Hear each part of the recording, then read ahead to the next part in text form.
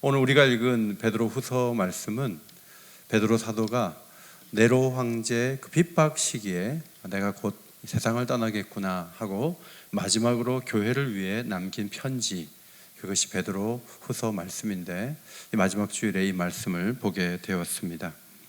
마게도냐와 소아시아 그리스에 살았던 이방인 그리스도인에게 이 말씀을 전했는데, 이 편지의 수신자에 대해서 베드로후서 1장 1절에 동일하게 보배로운 믿음을 우리와 함께 받은 자들에게 편지한다 그랬습니다. 베드로전서는 외부 세계의 핍박을 어떻게 이겨내면서 신앙을 지킬 것인가, 그 관점에서 쓰였다면, 베드로후서는 안에서 일어난 거짓 교사들의 잘못된 가르침에 교회는 어떻게 대응할 것인가, 그것을 가지고 초점을 모아서 기록된 말씀입니다.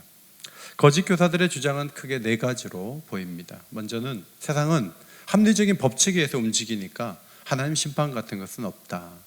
두 번째, 사도들은 다 거짓말을 한 것이다. 그들의 말을 신뢰해서는 안 된다. 그렇게 얘기를 했습니다. 세 번째는 자신들의 방탕한 생활을 합리화하기 위해서 사도 바울의 이신칭의의 복음의 자유만을 강조해서 말씀대로 사는 것에 대해서 소홀하게 여기는 주장을 했습니다. 네 번째는 예수님이 재림한다는 얘기는 없는 얘기다. 이런 가르침을 교회 안에서 주었습니다. 사도 베드로는 이런 거짓에 맞서는 방법은 성숙한 그리스도인이 될 수밖에 없는데, 되어야 하는데, 이미 하나님은 경건에 속한 모든 것을 다 줬기 때문에 우리가 그것을 얼마나 받아 누리느냐, 이것이 신앙에 굉장히 중요한 것이고 우리 모두가 영적 성숙을 추구해야 된다, 그것을 강조했습니다. 하나님 나라에 들어가기까지 성숙하지 않으면 실족할 수 있다, 넘어지지 않아야 된다, 또 그것을 강조했습니다. 오늘 본문 말씀 12절에 이미 있는 진리에 서 있는 이들에게 이제 말씀을 전한다고 했습니다. 그 진리의 핵심은 십자가와 부활이고 우리의 구원이죠. 가장 기초적인 믿음을 가진 이들에게 왜 더 알지 못하느냐, 그렇게 말하지 않고 격려하고 인정해 주는 거예요. 우리의 자녀들을 가르칠 때에도 그들이 이미 어릴 때부터 믿어온 예수 그리스도, 그것이 작은 진리가 아니죠. 소중한 진리예요. 너 십자가가 믿어지냐? 부활이 믿어져? 네, 믿어져요. 그럼 넌 대단한 진리를 갖고 있는 거야. 아무리 학위가 있어도 안 믿어진 사람은 안 믿어지거든. 너는 그것이 믿어진다면 이미 너의 마음속에 성령이 오신 거야. 그리고 나서 아이의 마음을 활짝 열고 그 다음에 진리를 전하려는 부모처럼 사도는 이미 진리에 서 있다고 칭찬하면서 더 깊은 진리를 소개하기 원했습니다. 13절에 사도는 장막에 있을 동안에 너희를 일깨워 생각나게 함이 옳은 줄로 여긴다 그랬어요. 이제 몸을 입는 이 살아있는 시간이 얼마 안 있으면 이제 핍박에 의해서 예수님이 남이 내게 띠띠우고 네가 원하지 않는 것으로 데려가리라 말씀하셨는데, 그 일이 일어나기 전에 뭔가 저들의 가슴 속에 성도들에게 생각나는 것을 남기고 가고 싶다, 그런 말씀이에요. 자, 이 부분은 유언과 같은 것이고 유산에 대한 얘기를 하고 있는 거예요.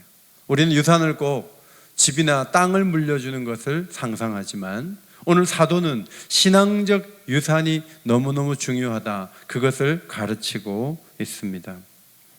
여러분, 땅을 유업으로 받은 사람이 있고 또 열심히 사명을 위해 살아가는 태도를 부모로부터 유업으로 받은 사람이 있다면 누가 더 유리하고 누가 더 견고해질까요? 땅은 팔면 없어져요. 그런데 열심히 살 수 있는 목적과 인생의 어떤 목적과 근면함을 몸에 체득했다, 부모를 통해서, 그러면 더 놀라운 유산을 받은 것이 되죠. 예수님이 모든 것을 가지신 분이지만 제자들에게 어떤 유산을 남겨주셨나요? 알라딘의 램프와 같은 그런 것들을 하나 던져주면서 급할 때는 비벼라, 그러면 뭐가 나와서 도와줄 거다, 그렇게라도 하면 얼마나 자주 듣겠어요. 그런데 물질적으로 눈에 보인 것 아무것도 주지 않으셨어요.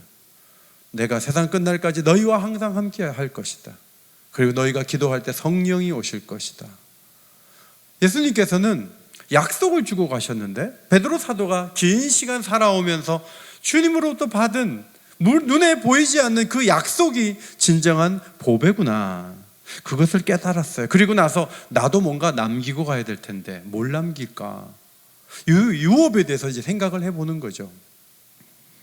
첫째로 사도의 가르침이 진리인데, 사도는 자신의 가르침, 주님과 함께했던 그 시간 속에 있었던 추억을 가지고 교회에 대해서 진리의 말씀을 가르쳐 놓았는데 그 진리가 계속 교회 가운데 남아있기를 바랐습니다. 그렇게 되기 위해서 한 가지 장애물을 제거하기 위해서 16절을 기록합니다. 우리 주 예수 그리스도의 능력과 강림하심을 너희에게 알게 한 것이 교묘히 만든 이야기를 따른 것이 아니다 그랬어요. 여기서 이야기, 헬라말로 미소스, 영어의 미스라는 그 신화라는 단어거든요.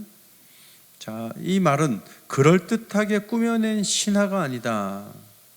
거짓 선생들은 사도들이 거짓말한 거다, 그들이 예수를 만났다는 거 다 거짓말이다, 이렇게 사도의 권위를 무너뜨리고 가르침을 무너뜨리려고 했는데 먼저 얘기합니다. 내가 한 얘기는 만든 얘기가 아니다, 신화가 아니다, 그렇게 분명히 말합니다. 에드윈 블룸이라는 신학자가 이런 말을 했어요. 신약 성경의 미소스, 신화라는 말은 항상 부정적이거나 복음 진리에 상반된 의미로 사용되었다. 제가 디모데전서, 디모데후서 찾아보니까 다 부정적인 의미로 쓰였어요.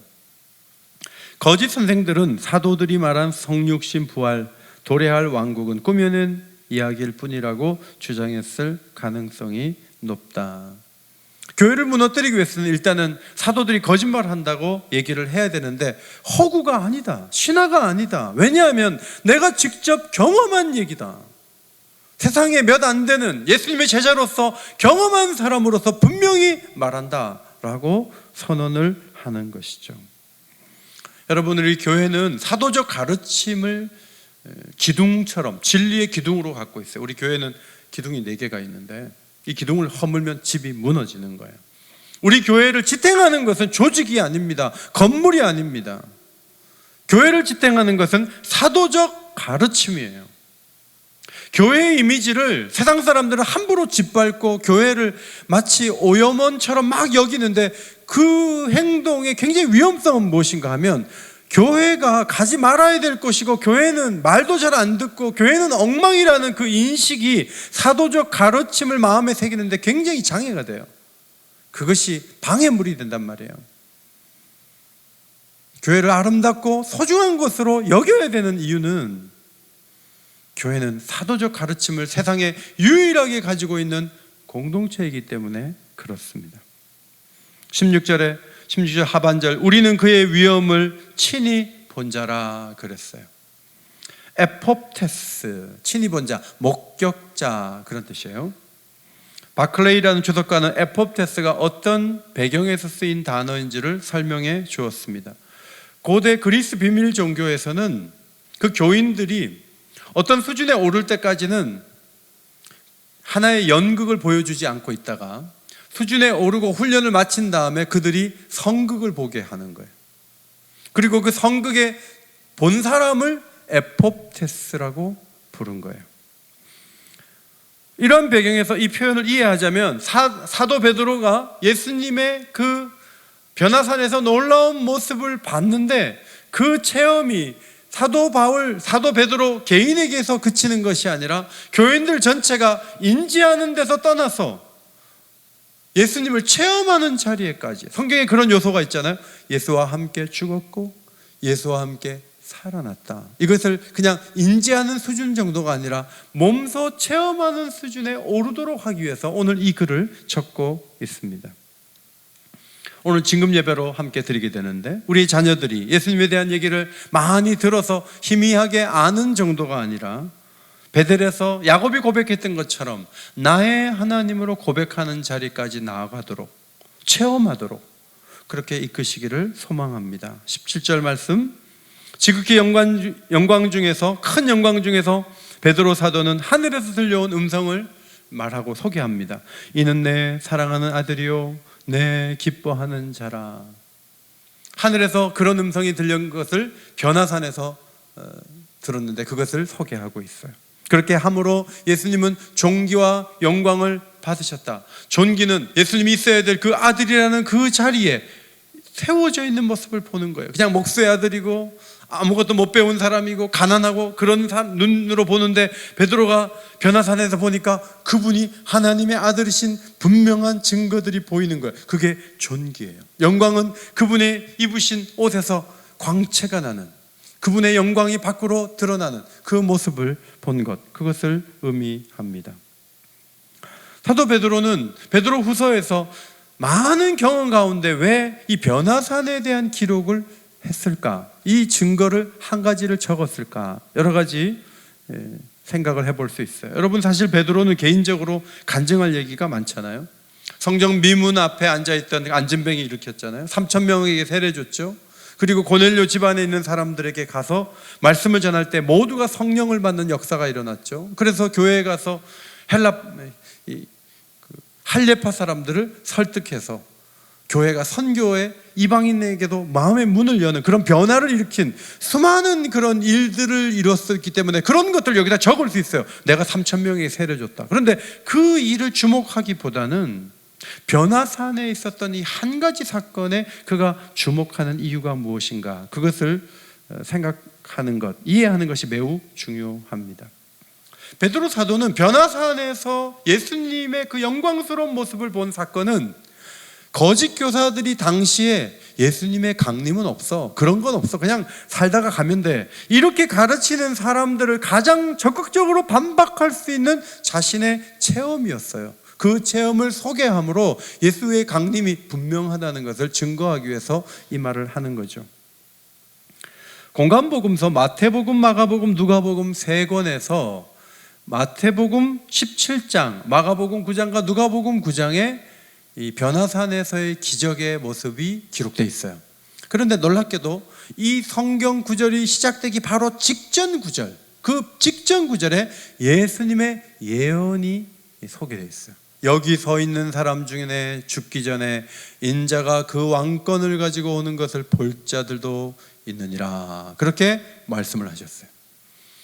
자, 이 말이 나중에 예수님의 재림 후에 되는 것을 말씀하는 것 같은데, 변화산에 데리고 올라가시더니 예수님의 형체가 빛나고 하늘에서는 음성이 들리면서 예수님이 하나님의 아들이라는 사실이 세 제자의 눈에 환하게 보여줬어요. 나중에 시간이 지나고 나니까 베드로가 깨달았어요. 이것은 예수님이 다시 오실 때 그 빛나는 존과 영광이 빛나는 그 예수님을, 재림하시는 주님을 볼 수 있다는 것이고, 그것을 바라보고 준비하는 모든 성도들도 영광 가운데 변화될 것이기 때문에 우리 성도들이 이 땅을 살아갈 때 그날을 소망하면서 살아가야 되겠구나. 예수 재림에 대한 기대에 대한 철저한 증거의 사건으로 베드로는 여기에서 소개하고 있는 것입니다. 여러분, 우리 다음 세대가 예수님은 하나님의 아들이시오, 나를 위해 십자가에서 죽으시고 부활하시고 승천하셨다는 것만 믿는 데서 그치면 안 되겠죠. 이 아이들의 가슴 속에 예수님이 다시 오실 거야 하고 길을 가면서 엄마 아빠에게 천국에 대한 얘기도 하고, 그래서 이 땅에서 절제하면서 살 수 있는 법도 배우고, 이 아이들로 하여금 주님이 다시 오실 것을 준비할 수 있는 마음을 갖게 하는 것, 이것이 교회 교육에서, 가정 교육에서 얼마나 중요한지 몰라요. 저는 목회하면서 자신은 그렇게 예수 잘 믿는데 떠나시고 나니까 자녀 여러 명 가운데 한 사람도 교회 안 나오는 거예요. 아니, 살아있을 때 자신은 그렇게 열심히 기도하고 애쓰고 했는데 아무에게도 천국의 소망을 불어넣지 못하고 십자가의 은혜를 가르치지 못하고 그냥 떠나신 거예요. 재산만 많이 남겨놓고. 그것이 잘 산 게 아니에요. 베드로 사도도 내가 죽은 다음에 교회가 다 무너지고 그런 것을 원치 않는 거죠. 내가 한마디라도 사도로서 하나님이 내게 주신 은혜를 교회에 남기고 가야 되겠다. 얼마나 위대한 태도입니까? 베드로전서 5장 10절에 베드로 사도는 이렇게 미리 적었죠. 먼저 적었습니다. 모든 은혜의 하나님 곧 그리스도 안에서 너희를 부르사 자기의 영원한 영광에 들어가게 하시니가 잠깐 고난을 당한 너희를 친히 온전하게 하신다. 영원한 영광을 볼 수 있어야 이 땅에서의 아픔이 잠깐이죠. 영원한 영광이 없으면 이 땅에서의 고통이 너무 긴 거예요. 인생이 그렇지 않아요? 갈수록 어려운 일이 많아요, 사실은. 그런데요, 잘 이길 수 있는 힘이 어디서 나옵니까? 영원한 영광이 있어. 그러니까 괜찮아. 잠깐 참으면 하나님이 그 영광을 언젠가 내게 주실 텐데, 예수님이 오시면 다 이루어질 거야. 이 믿음이 우리 성도들을 견디게 하고 버티게 하는 힘이 된다, 그런 말씀이에요. 베드로는 변화산에서 모세와 엘리야를 봤습니다. 모세는 율법을 대표하는 사람이고 엘리야는 선지자를 대표하는 인물이었어요. 이들이 빛나는 예수님과 함께 대화를 나눈 모습을 보면서 베드로는 너무 좋고 그 시간이 계속됐으면 좋을 것 같아요. 그래서 예수님께 제안을 했죠. 제가 초막셋을 짓고 싶어요. 하나는 주님을 위하여, 하나는 모세를 위하여, 하나는 엘리야를 위하여 내가 짓고 이 순간을 더 누리고 싶어요 하는데, 하늘에서 이는 내 사랑하는 아들이여 음성이 들리다가 현실 속으로 돌아오고 말았어요. 베드로는 이 사건을 계속 마음에 되뇌었을 거예요. 그리고 이 사건 후에 베드로의 마음속에는 무엇이 떠오릅니까? 주님이 그 모습으로 다시 올 텐데, 나는 봤는데 너무나 좋았는데 주님이 다시 오셔야 되는데 그날을 준비하고 싶어, 이 마음이 있었어요. 베드로는 이 사건을 소개하면서 성도들에게 주의 강림을 준비하라는 거예요. 깨어있어 준비하고 거룩하게 준비하라는 거예요. 18절, 이 소리는 우리가 그와 함께 거룩한 산에 있을 때 들은 것이라. 변화산에서 들렸던 음성이 성도들에게 또 들리지는 않아요. 그런데 성도들은 베드로가 들었던 그 음성이 진실하다는 것을 받아들이고, 성도들이 마치 자신이 그것을 들은 것처럼, 자신이 마치 본 것처럼 주님을 기대하는 사람으로 살아가라는 권면을 하고 있는 것입니다. 베드로는 자신이 떠난 후에 성도들이 예수님 생각하기를 원해요. 그 생각은 상상 속의 생각이 아니라 사도들이 얘기해 준 그 스토리에 맞는 생각을 하기를 원했던 것입니다. 오늘 진금 예배를 드리면서 새로운 부서로 우리 자녀들이 올라갑니다. 초등학생은 중학생이 되고, 중학생은 고등학생이 되고, 에스라를 졸업하면 다니엘로 올라가요. 자, 이들에게는 어떤 추억이 있나요? 그래도 성경학교 때 한 번씩 롯데월드 데리고 가서 초등부 애들에게 좋은 추억을 남겨주려고 선생님들이 애를 많이 썼어요. 그런데 그런 추억도 좋지만 정말 교회가 신경 써야 되는 게 뭐냐 하면, 이 아이들은 부모님 얘기도 듣기 싫어하고 역사 얘기도 다 없는 것처럼 여기고 그저 자기가 경험하고 자기가 본 것만이 중요한 그 아이들에게 성경에서 이 사도들이 경험했던 그 얘기들을 들려주면서 이 아이들의 생각의 기준에 사도들의 그 경험이 나타나야 된다는 거예요. 이것이 교회 교육의 초점이에요. 애들이 다 자라서 이제 청년이 됐는데 말씀이 기억나는 게 아무것도 없고 그저 자기가 놀러 다니고 즐거웠던 것만 가지면 그걸 가지고 어떻게 어려운 세상을 살아갈 수 있겠습니까? 그 아이들의 가슴 속에 사도가 경험했던 예수님이 기억나야 돼요. 성경이 교회가 가르친 그 말씀이 떠올라야 돼요. 그래야지 우리가 교회 교육에 성공한 것이고 우리가 잘 산 것이 되는 거죠. 베드로 사도는 교회의 모든 가르침을 자신의 경험에만 묶어두지 않고 한 걸음 더 나가서 19절, 더 확실한 예언이 있다. 20절, 성경의 모든 예언이라는 말을 했어요. 이 예언에 주의하라. 프로세코라는 헬라 말은 가까이 와서 붙잡는 거예요. 가까이 가서 내 것을 삼는 거, 이게 주의하라는 뜻이에요. 대충 말씀을 아는 게 아니에요. 기록된 말씀을 읽기만 하지 말고 성경을 연구하고 때로는 쓰기도 하고 공부할 기회가 오면 내 것을 삼기 위해서 부단히 노력하라고 사도는 강조하는 거예요. 대충 훑어보지 말고 날마다 묵상할 수 있으면 빠짐없이 생명의 삶을 사다가 묵상하는 것이 사도의 말을 듣는 거예요. 이 말씀을 암송할 수 있다면 통째로 외우면 더 좋은 거예요. 저는 자녀들에게 설교를 준비하는 아버지의 모습을 보여줘요. 어제도 하루 종일 앉아 있었어요. 애들은 저를 그냥 말씀 준비할 때 제 가까이 오지 않고 아빠가 말씀을 준비한다, 그냥 보고 있죠.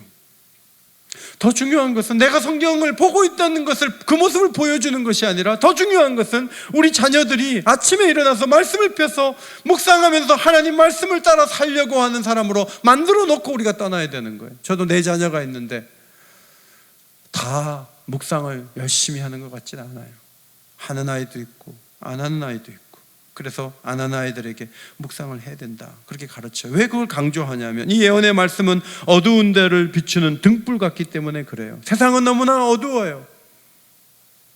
누군가 집권을 하면 등불이 되어서 세상을 밝힐 것 같지만 정말 그렇습니까? 대단한 삼성 같은 회사가 한 10개, 20개 나오면 우리나라가 등불처럼 환해질까요? 세상의 이 어두움을 경제적으로, 정치적으로 해결할 수 있다고 봅니까? 그렇지 않습니다. 이 세상이 밝혀지는 방법은, 사도는 믿었어요, 하나님 말씀이다. 말씀만이 미래를 밝힐 수 있고 어두운 심령을 밝힐 수 있고 무너져가는 집안을 일으킬 수 있고 말씀만이 소망이다, 이런 확신을 가지고 지금 전하는 것이 아니겠습니까? 중세에 토마스 아퀴나스라고 신학 대전을 쓴 대단한 신학자가 있었어요. 이 사람이 뇌졸중을 앓은 후에 이런 말을 했어요. 내가 쓴 모든 글은 지푸라기처럼 보인다. 세상에 대단한 사람들이 글을 남겨요. 저작을 남긴다고요. 그런데 여러분, 하나님 말씀과 비교해 볼 때 그건 지푸라기와 같은 거예요. 칼 바르트라는 신학자는 교회 교의학이라는 유명한 책을 썼어요. 이 책을 재미있게 이렇게 요약했어요. 예수 사랑하심을 성경에서 배웠네.